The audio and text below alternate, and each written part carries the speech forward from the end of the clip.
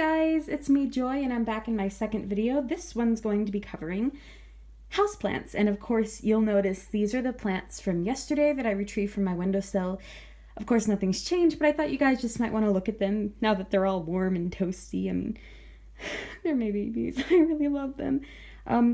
You will notice in the back here, we have, this is not a plant.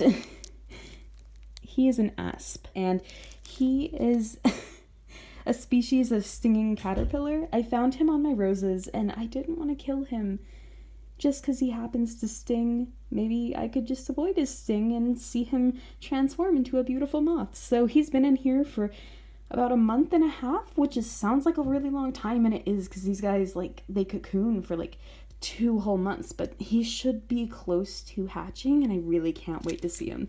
So he doesn't have a name. If you guys want to name him, feel free to leave it in the comments, but that's my asp. These are my lovely little household plants from out there, and now we get to see the rest of them. So these are the plants that are on top of my dresser, and the reason that they're here is because they're some of my personal favorites. We have a pothos here, a jade pothos, a neon one here. This one's actually pretty cool. Let me come up. I've been propagating it in water, and it's definitely been taking the shape of its vase, and it's just super neat to look at, and it just keeps growing. Like, I'm probably gonna have to get it a bigger vase soon, but definitely pothos are some of my favorite plants. They're so pretty, so easy to care for, but my 2 most absolute favorites that I have are my fiddle fig, who's very tall. I actually have to stand on my toes to see the top of him. And my rubber tree. He's actually special. Normally they have like solid dark green leaves, but he has, you know, you can see this yellow ring around his leaves, and I just think it's really pretty. There's so much diversity in the plant kingdom.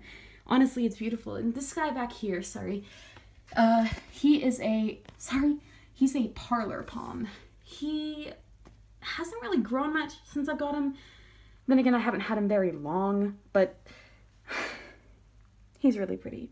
I have to appreciate him. Kind of overwatered him, so that's kind of why a few of his leaves are, you know, brown, crispy, not doing so well. But he'll revive. Most of my plants that I have are pretty resilient because, believe it or not, despite my passion, I kind of have a black thumb. We'll take it on over to my shelves over here to see what I have. So on my shelf, we don't have as much of a wide assortment as we do on my dresser, but we can start here. This one's my African violet. It flowered at some point, but yeah,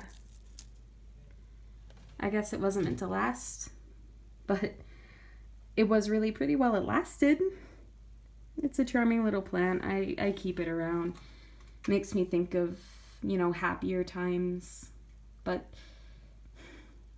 I think I might propagate this one soon and get rid of the host plant just because, you know, it's not doing that well.